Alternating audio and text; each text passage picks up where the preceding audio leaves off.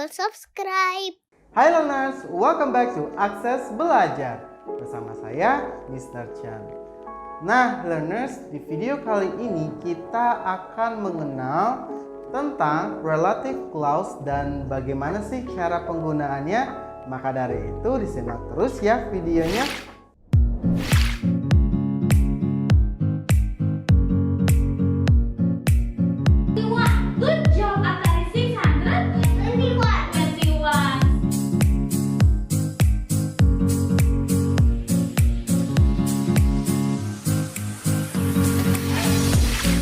Teman-teman, dalam belajar grammar bahasa Inggris, banyak sekali hal-hal kecil yang perlu dipelajari. Tak hanya sekedar struktur kalimat, ada juga jenis yang digunakan untuk menyempurnakan kalimat. Sebenarnya apa sih itu relative clause? Relative clause adalah salah satu jenis dependent clause.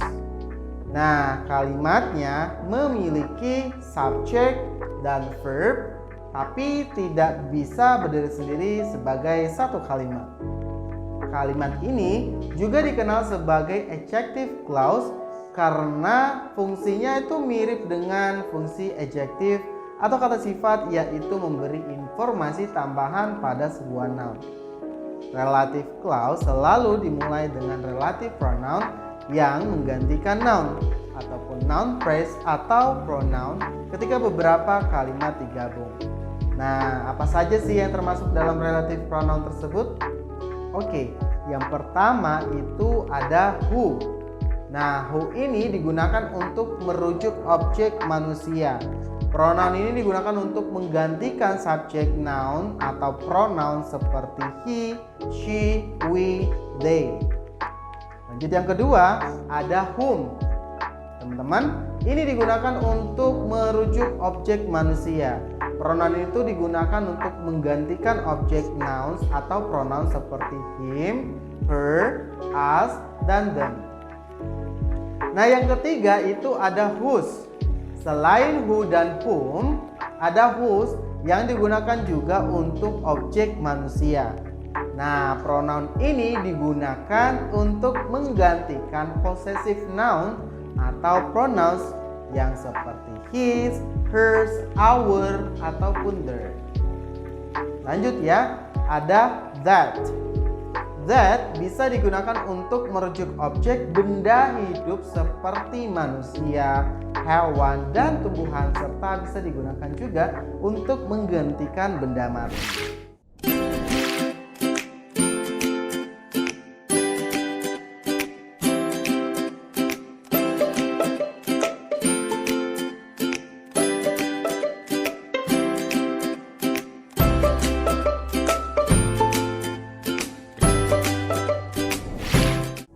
Lanjut nih, ada which.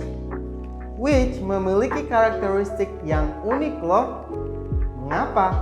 Which bisa menjadi subjek ataupun objek, dapat digunakan pada non-respective relative clauses dan juga dapat digunakan pada respective clauses meskipun kebanyakan orang tidak suka menggunakannya. Nah, teman-teman, penggunaan relative pronoun bisa digunakan untuk sebagai subjek maupun objek dalam sebuah kalimat. Agar kalian tidak bingung nih, mari kita lihat ya contoh berikut ini. Contoh yang pertama, I had a dog that bit me. Contoh yang kedua nih, my sister likes the person who was nice to me. And also, contoh yang ketiga, my family are moving to Lozofield, which is where the Muhammad Ali Museum is. Nah, kita lanjut, ada yang disebut dengan defining relative clause. Defining relative clause digunakan untuk memberi informasi penting tentang noun yang berupa orang ataupun benda. Informasi yang diberikan adalah informasi yang dapat memberi pemahaman yang jelas tentang seseorang ataupun benda.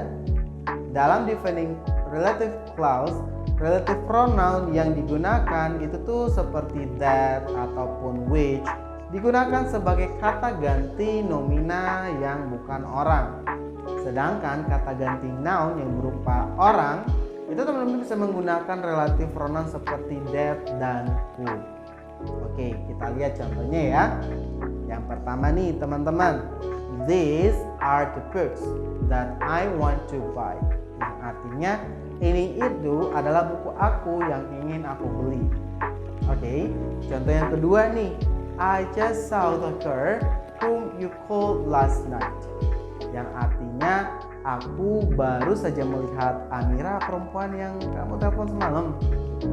Nah, kita lanjut contoh yang ketiga. Diana likes the clothes which hanging in the upper wardrobe. Yang artinya Diana itu menyukai pakaian yang tergantung di lemari atas.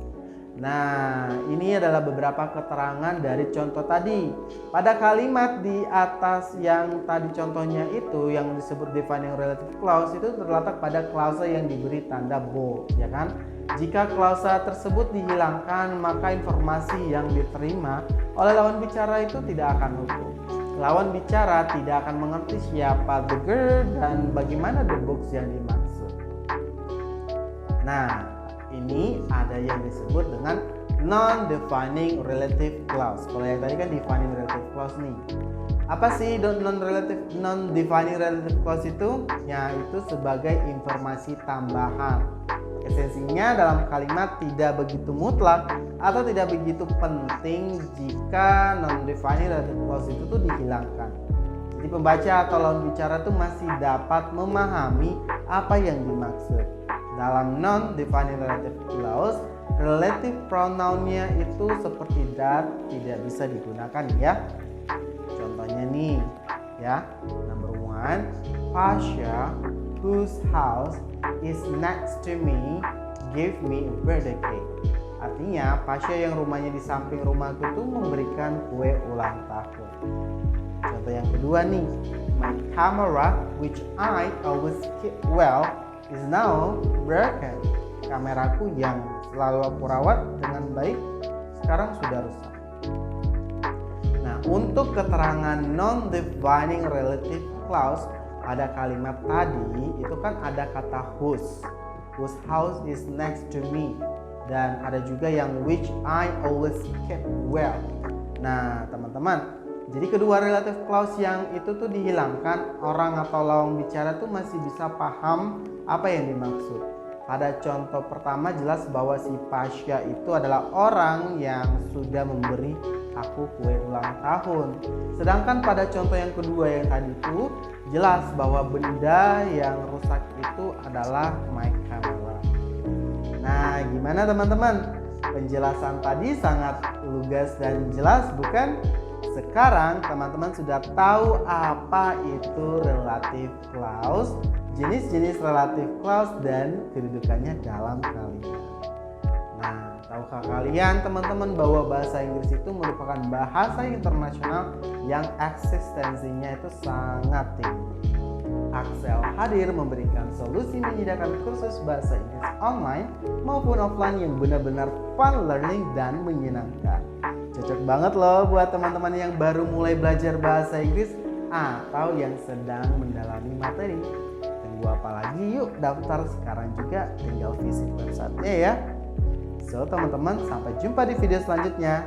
Goodbye. Belajar itu menyenangkan. Jangan lupa klik tombol subscribe.